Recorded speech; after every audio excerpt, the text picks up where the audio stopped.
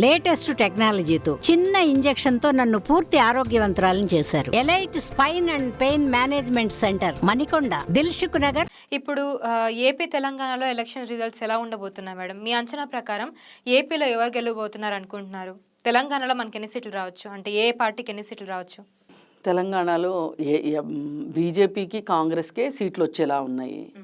ఇక నామమాత్రపు పోటీయే TRS party ఇచ్చే పరిస్థితిలో ఉంది.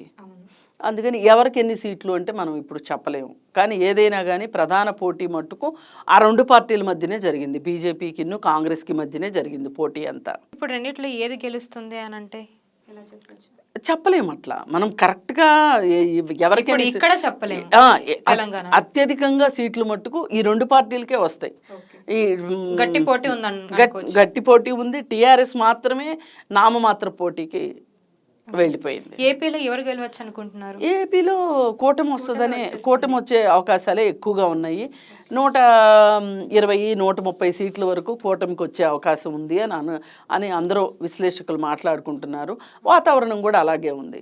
ఎందుకంటే లక్షల మంది బయట నుంచి వెళ్ళారు. వలస వెళ్ళిన వాళ్ళందరూ వచ్చి ఓట్లు వేస్తారు. అంటే ఈ వలసకి కారణమైన జగన్మోహన్ రెడ్డికి వాళ్ళు ఎందుకు ఓటేస్తారు? సింపుల్ లాజిక్ అన్నమాట. మరిన్ని వీడియోస్ కోసం ఛానల్ ని సబ్స్క్రైబ్ చేయండి. లేటెస్ట్ అప్డేట్స్ కోసం వాట్సాప్ ఛానల్ ని ఫాలో చేయండి. అండ్ లింక్ డిస్క్రిప్షన్ లో ఉంది.